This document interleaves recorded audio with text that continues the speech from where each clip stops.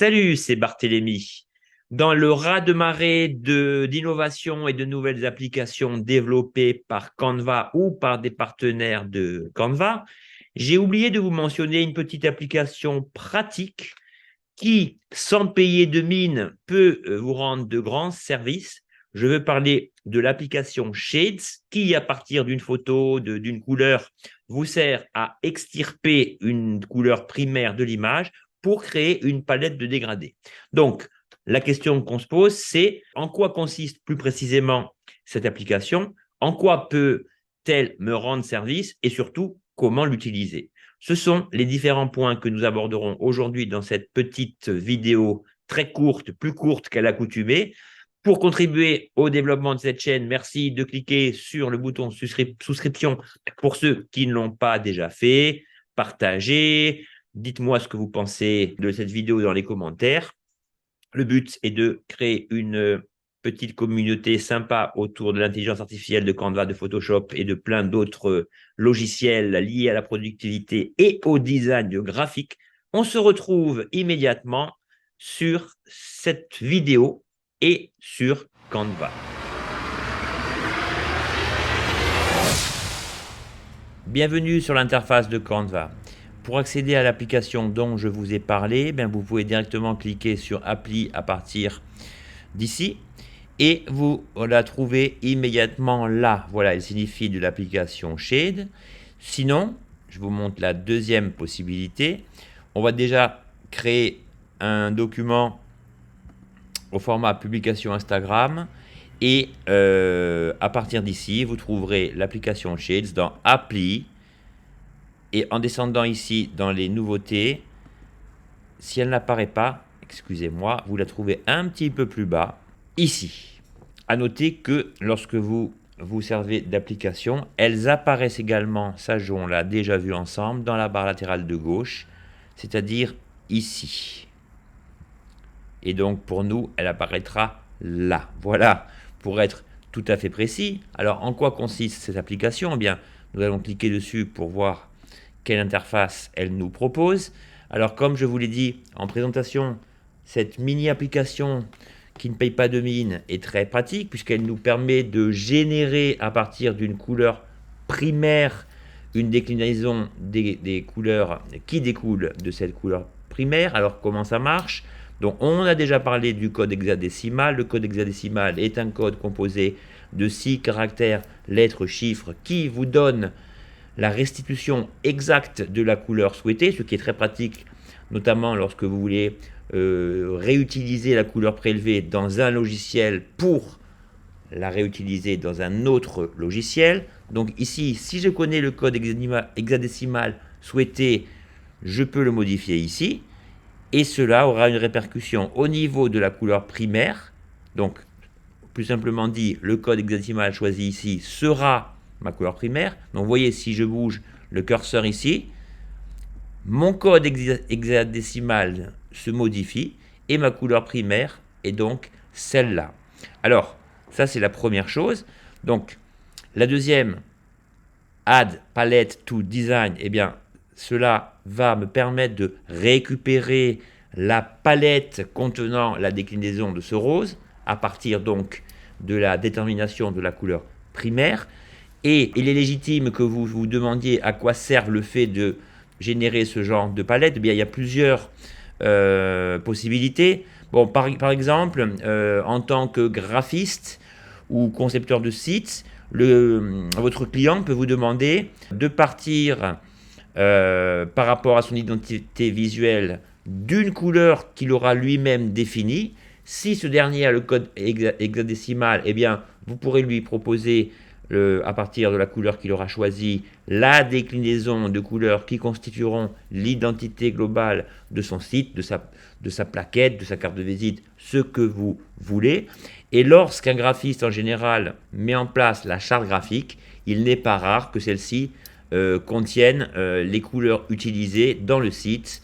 Et donc cela facilite la chose puisque vous n'aurez pas à créer des carrés de couleurs vous-même à partir de couleurs que vous auriez prélevées au fur et à mesure dans tel ou tel logiciel, puisque Canva vous donne la possibilité de vous offrir ça sur un plateau.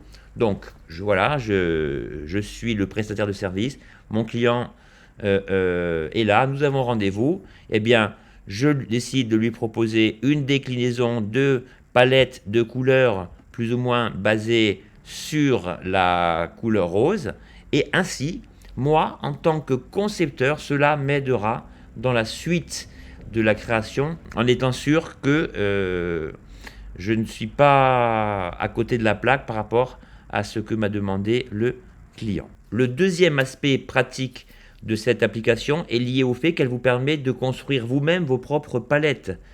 Par cela, je ne veux pas dire des palettes que vous glissez, déposez dans votre zone de travail, mais des palettes dont vous pourrez vous servir lorsque vous irez ici dans les couleurs choisies. C'est-à-dire que si cette palette vous satisfait, eh bien, il suffira de récupérer chaque couleur que vous avez définie à partir du code primaire pour vous constituer des palettes que vous pourrez bien sûr rajouter dans votre branding, donc c'est-à-dire ici dans la palette de couleurs qui vous sert le plus souvent pour définir votre identité visuelle. Donc pour ce faire, il suffira d'aller dans Modifier, dans la zone de ces nombreuses couleurs correspondant aux couleurs que vous utilisez traditionnellement, pour ajouter une ou des couleurs issues des palettes générées. Et enfin, la troisième fonctionnalité pratique, c'est de trouver la couleur souhaitée à partir d'une image et d'en décliner les couleurs qui en découlent. Donc je m'explique. Alors ici, vous allez prendre une image, n'importe laquelle. Donc je vais aller dans une des images sur laquelle nous avions déjà travaillé dans une autre vidéo. C'était la petite maison sous la neige qui présentait pas mal de couleurs intéressantes. Alors attendez, pour plus de lisibilité, on va la déplacer sur une nouvelle page. Et c'est le moment où je profite de dévoiler le défaut de cette application. Eh bien, le défaut de cette application, c'est qu'elle ne comprend pas de pipette d'outils vous servant à prélever la couleur. Donc, si je veux par exemple prélever le rouge orangé correspondant à la zone un petit peu éclairée pour voir ce que Shades me propose comme déclinaison de couleurs, eh bien, à partir de ma photo, je vais retourner dans Shades, ici, et voilà comment on est obligé de se débrouiller, de magouiller pour obtenir les couleurs qui serviront à Shades de générer la palette de couleurs. Eh bien, pour obtenir cela, il va falloir se débrouiller, et si vous voulez, la méthode est un peu artisanale. Ce serait bien que les développeurs de Shades améliorent cela. Ici, si je vais sur la photo, il est impossible d'obtenir, même si je vais sur modifier la photo, les réglages, les caractéristiques me servant à savoir quelles sont les couleurs de mon image. Donc pour ça, je vais cliquer sur R pour obtenir un rectangle, peu importe la couleur de ces derniers, et à partir d'ici, le seul avantage, la seule utilité dans le fait de créer ce rectangle, ce carré, si vous voulez, j'aurais pu créer un cercle ou n'importe quelle autre forme, c'est que je peux aller dans les couleurs, et dans ces couleurs, ici, je vais obtenir les principales couleurs définies, incluses dans l'image originale. Vous voyez? Donc là, j'ai bien ma photo. Malheureusement, je n'ai pas le orange, voilà, que je voulais ici, puisque le nombre de couleurs proposées est assez limité. Mais puisque ce orange clair est forcément une déclinaison de la couleur primaire qui va être un de ce rouge ici, donc ce rouge ici, en cliquant ici, bon, dans un premier temps évidemment, ça va modifier la couleur du carré qui m'a servi précisément à afficher ces couleurs, mais si je retourne dans Shade, j'ai désormais le bon code hexadécimal. Donc le bon code hexadécimal, comment je le récupère? Eh bien, je retourne ici, je clique sur ma couleur, et voilà le code hexadécimal. Il suffit alors que je copie ce code, CTRL-C, commande-C si vous avez un Mac, que je revienne dans Shades, que je le colle ici, que je supprime le dièse en début de ce code. Et voilà la couleur primaire correspondant à la couleur de ce carré. Et donc celle-ci, et vous voyez que j'obtiens la déclinaison de plusieurs rouges. Mais vous avez le droit de me dire, oui, mais moi, ça ne me convient pas, j'aurais voulu que je puisse obtenir vraiment la couleur ici. C'est vrai que c'est très légitime, notamment on voit bien qu'ici, à partir de la couleur primaire, ben, on n'obtient pas les couleurs, par exemple, du rose sous la neige, etc. Alors comment faire? Donc deuxième technique, qui est un complément de la première, je reclique sur mon carré, je vais ici, ok? Et là, alors ça c'est une petite astuce de Canva qu'on ne connaît pas trop, je vais cliquer ici, choisir la pipette qui n'est pas facilement trouvable lorsqu'on ne connaît pas l'endroit où elle se planque, et ici, regardez bien, je vais enfin pouvoir prélever le orange souhaité.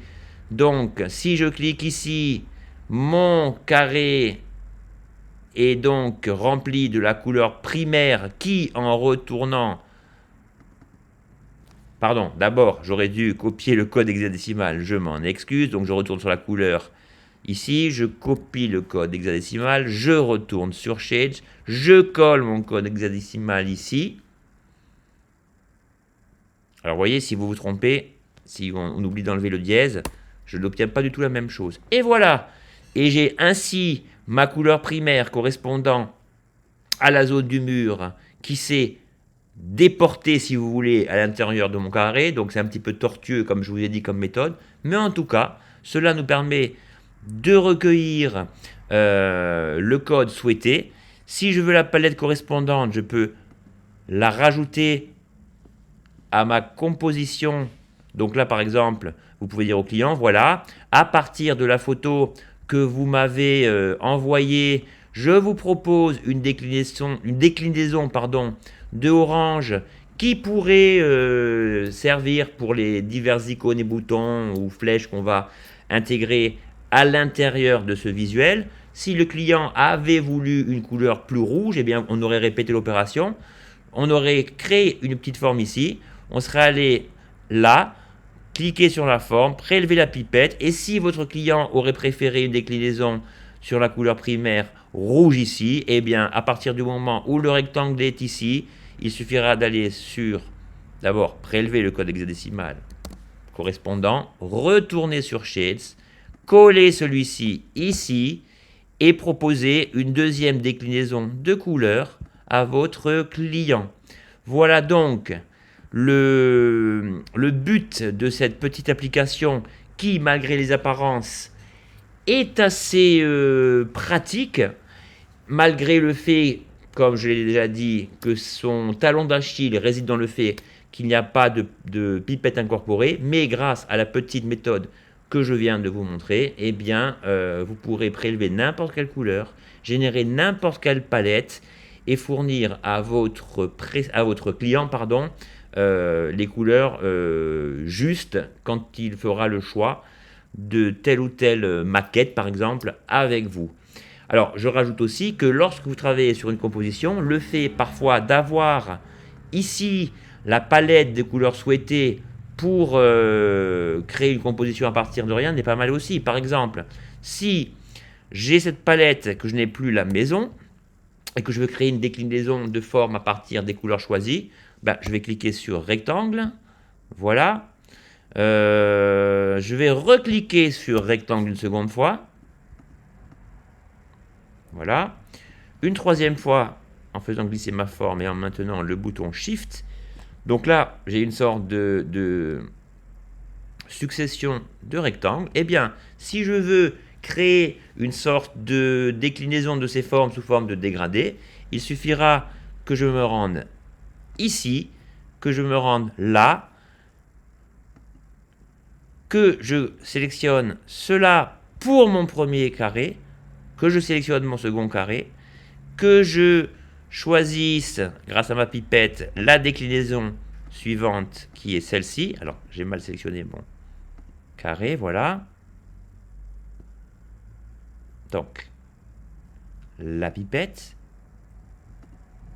Et en dernier lieu, je sélectionne mon dernier carré, je clique sur la couleur souhaitée, la pipette ici, et j'obtiens donc des couleurs équilibrées dans un contexte plus global. Et en ce sens, les palettes de couleurs positionnées sur votre zone de travail, et dans ce sens, vous agirez un petit peu comme un peintre qui choisit ses couleurs sur une gamme de couleurs et qui peint au fur et à mesure sa toile en prenant soin que l'ensemble forme une concordance esthétique et équilibrée. Donc voilà pour ce petit logiciel qui, comme je vous l'ai dit, ne paye pas de mine mais qui s'avère pratique malgré le fait qu'il ne comprenne pas de pipette pour prélever la couleur. Voilà, c'était Barthélémy, j'espère que ce petit tuto juste avant le week-end vous servira. Je vous remercie. N'oubliez pas de cliquer sur le petit bouton afin de souscrire et d'aider au développement de cette chaîne. Je vous souhaite un excellent week-end et une excellente pratique de Canva. Ciao!